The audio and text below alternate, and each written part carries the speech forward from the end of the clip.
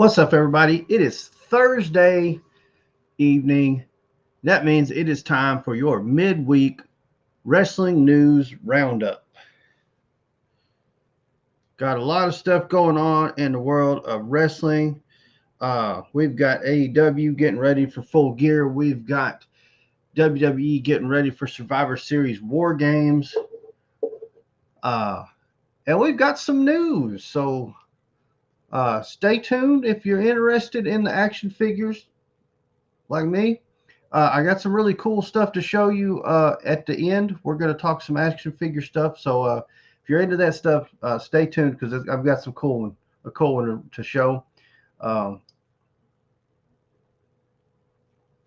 oh, sorry about that. I needed something to drink. Anyways, so right off the bat, let's get into some news.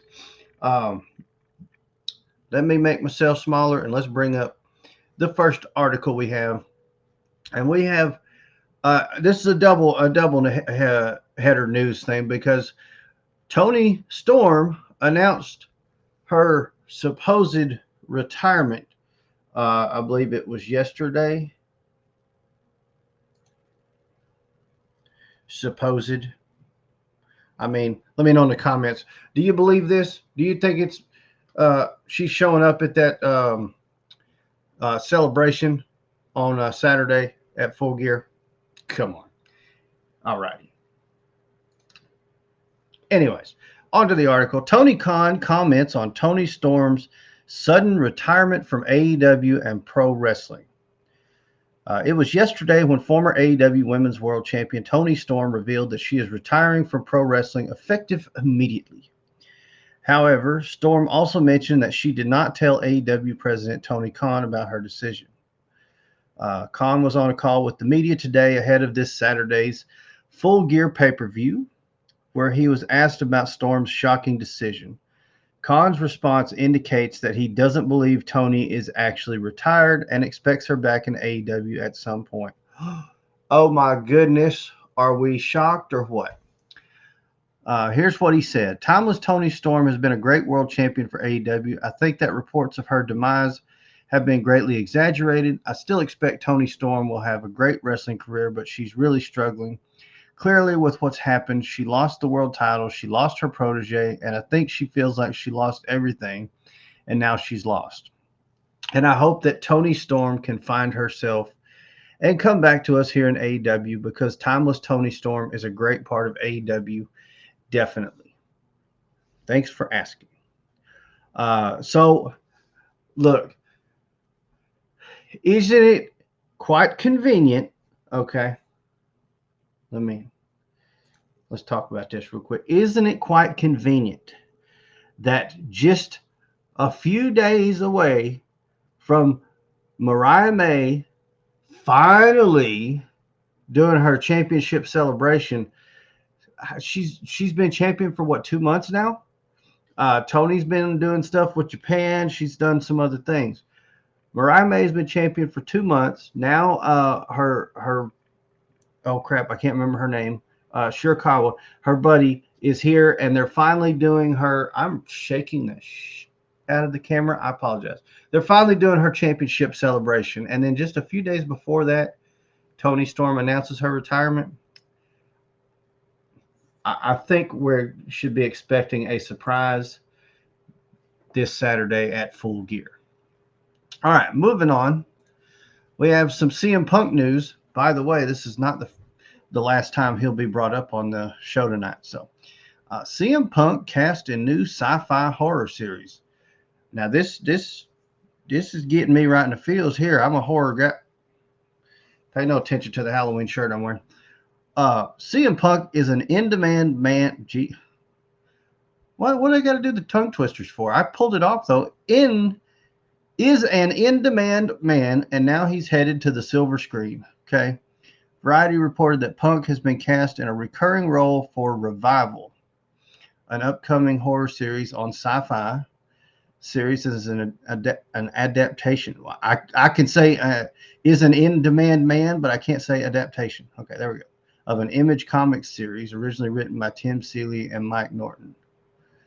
What was it? Revival. So for those that may be unfamiliar, let's do this.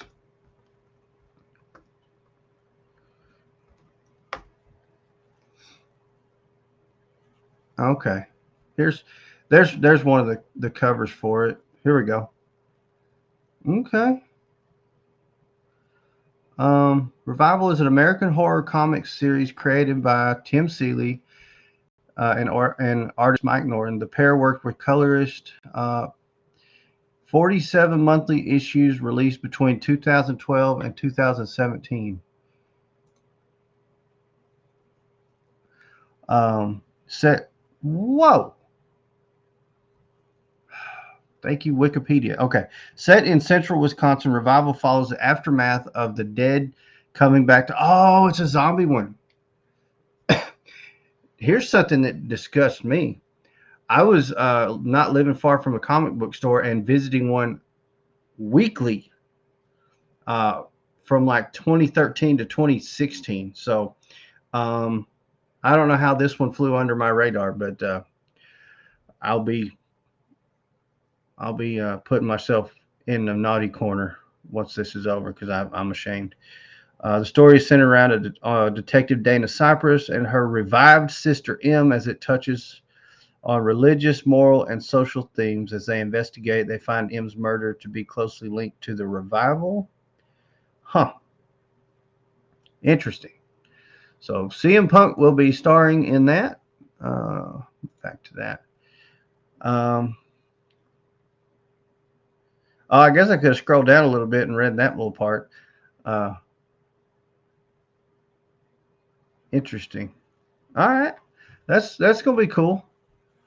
Now, let's get to the rumors. We love our rumors. And that's a lot of fun. So, Rumor Roundup. This is by Cage Side Seats today. We got some stuff about Edge. We got Nikki Bella possible divorce and AEW running smaller venues. So let's get into it. Leave me alone. Again, these are just rumors. This is they are stating that right here as well. These are just rumors. This has not been proven as fact or anything like that. So take it with a grain of salt. It is just a rumor. On Tuesday, WWE. What did I just do? That was weird. On Tuesday, WWE filed to trademark the term Edge. The purpose listed includes wrestling exhibitions and performances by a professional wrestler and entertainer. So it would appear the company wants to ensure Adam Copeland doesn't use his old ring name while wrestling for AEW or elsewhere. Petty, but at the same time, kind of don't blame them. They've got a lot invested into Edge. AEW is planning to run Dynamite and Collision in smaller venues, says Wrestling Observer Live's Brian Alvarez. The reason they're still taping in larger arenas is a logistical one, as the set and in particular the lighting rig need to be retooled to fit into smaller buildings. This has been a hot topic here lately. Evidently, this is more than just a rumor. They are looking at starting this next year doing smaller venues. And here's a prime example. And get your Google out and look these up if you're not from the Nashville area. So when they come to Nashville, the very first time they came to Nashville, they were at Municipal Auditorium. I think that's what it was, Municipal. And then from then on out, when they returned, they were at Bridgestone Arena. Bridgestone is very large. That's the home of the Nashville Predators hockey team. It's a big arena. Municipal, which is big, is not near as big. And I could tell you from experience, because I've been to wrestling at both places, Municipal has got a big history with wrestling events. That one is a lot of fun to go to wrestling at. I'm not saying that Bridgestone is not fun, but even in the cheap seats at Municipal, you have very good view and you still really feel the show. It's a wonderful venue, and I hope that means when they come back to my area, that's where they'll be. I love going to that venue, and they should have no problem filling that.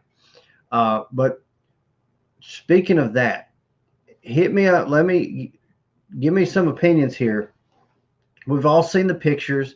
I've been personally, of AEW not feeling not putting anybody on the hard camera side, where the camera actually is. So there's nobody back there. However, when I went to buy tickets, they didn't even try to sell tickets over there.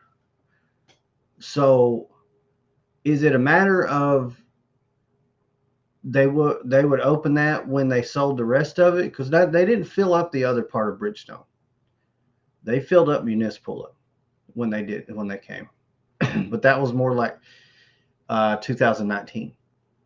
Um, but they're not even trying to sell the other side in these arenas. So I'm just not sure why they don't try unless they just think they're not going to be able to fill it up. Um, so uh, I don't think it's a bad thing to move to the smaller venues.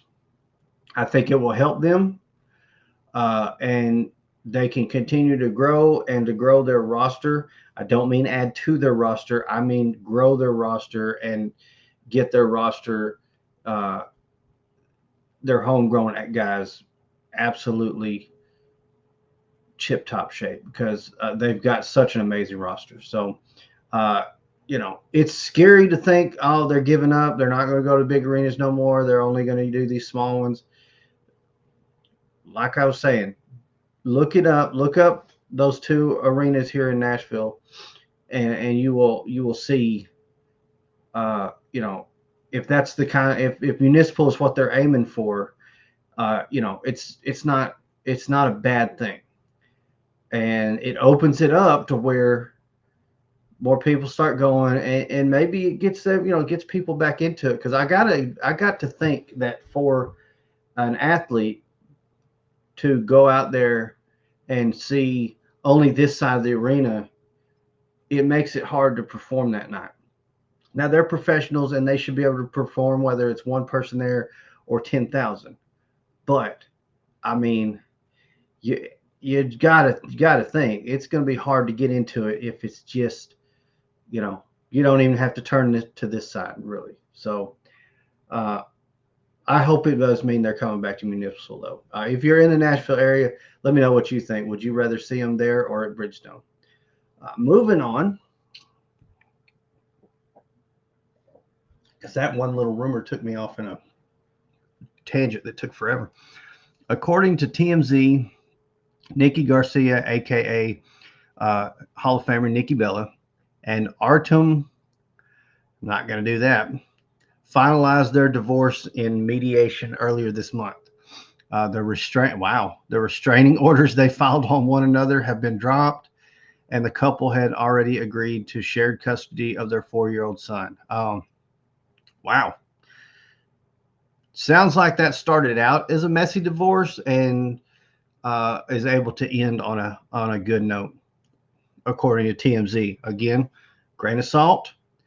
I'm giving you from what that makes it sound like. It sounds like it started off pretty bad, and looks like they've been able to at least end all of that crap, which is good for the 4-year-old. Nobody wants to see kids drug through that stuff. Unfortunately, sometimes it just can't be helped. So next up, BFAB has gained a positive reputation backstage at WWE, per Fightful Select, with one producer telling the site she's going above and beyond to make herself as available, useful, and versatile as she can, and always has a good attitude. BFAB is praised for taking the initiative to train, often with Natalia and Tyson Kidd. I mean, good training partners, and has multiple wrestlers and staff pushing for her to get more opportunities. Um, hey, good for her. Uh, I'm not a fan of the hit row gimmick they were in. So if they kind of, tweak her character some and give her a push, and she comes out there and puts on some badass matches, I'm all for it. I mean, so I think that's great that she's putting in that work. Uh, She's got some great people training her if she's working with Natalia and Tyson Kidd a lot. So good. That's awesome. Great to hear. Next up, on Monday, AEW filed for trademarks on Dynamite on 34th Street and Christmas Collision. Speculation is these will be for the taping of December 25th Dynamite on December 22nd at Hammerstein Ballroom and December 21st live Collision from that same New York City venue. Okay, I mean they do that a lot. They name their episodes and that's fine. That's fun. I like that. Variety broke the news that Jade Cargill signed with Paradigm Talent Agency's The Sports Group, joining their growing list of WWE clients. So, well, there's that. I don't know if that's super interesting for you guys, but there you go. Now, I'd like to talk about some wrestling action figure news here. We've got an image to look at. So this image was posted by Fig Vault on Instagram just a little bit ago. It looks like in collaboration with Fig Hill, but this particular one I've pulled from Fig Vault. Chris, the other half of Gladiator Wrestling Podcast, sent me a screenshot of this a little while ago because we've never seen this light blue packaging on the Ultimate Editions before. And I'm excited. This looks nice. I wish I could get a closer, yeah, not really, a better look at that figure itself. But this is, I want to say this is from 2011. I actually still have my shirt that looks like this one that he's wearing. I still have that. This is going to come with the spinner belt. Let me pull it up on Ringside real quick because it is a Ringside exclusive. So let's look at that real fast. Now we already seen all that stuff. There we go. Oh, doing the Bloodline retro ones. Okay. I'm trying my best to stay away from the retro ones, but I don't know how well that's going to go. I mean, that right there, that Timeless Tony Storm one, Timeless Tony Storm, I want that figure. That thing's cool.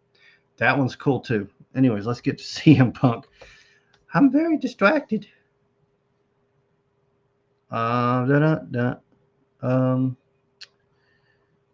Elite.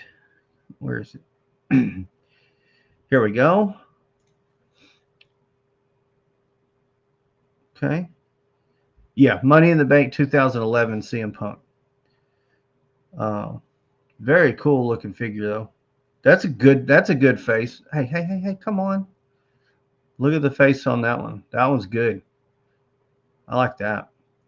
Let's see what else we got. I'm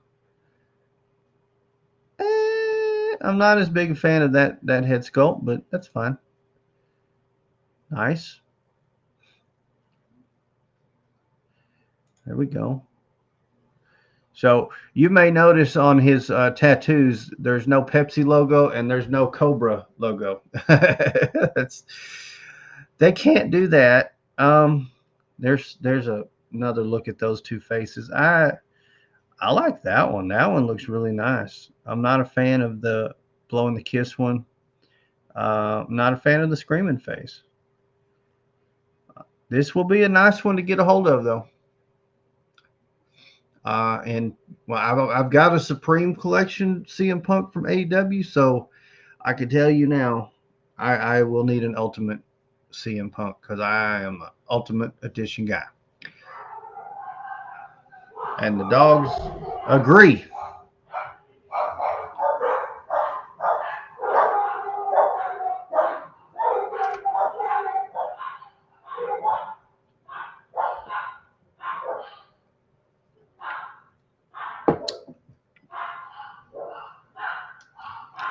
Okay. Anyways, that's just not going to stop. My stepdaughter's dropping off our Thanksgiving turkey, so.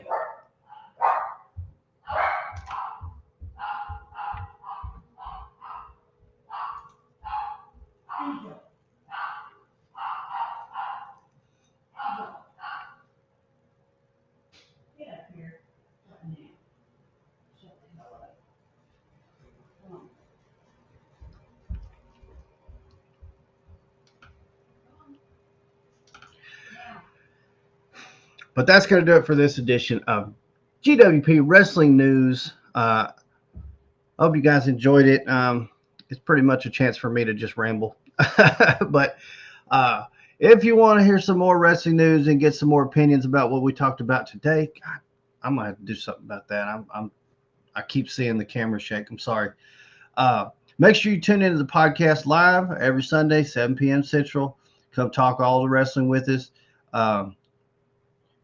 It's a lot of fun. Please come and join us. If you hadn't already, smash that like button for me and go ahead and hit that subscribe and turn on the notification bell so you don't miss the wrestling news every Thursday. You don't miss the podcast every Sunday. Plus all these wrestling figure videos and such that I post all the time. I usually post on Wednesdays, and if you follow the channel, you'll know I did not post a video yesterday. I did not post a video to my other channel. I kind of got up in my head and was just in a funk, and actually had the video made for this channel and forgot to schedule it. So that video is going to come out Saturday, though.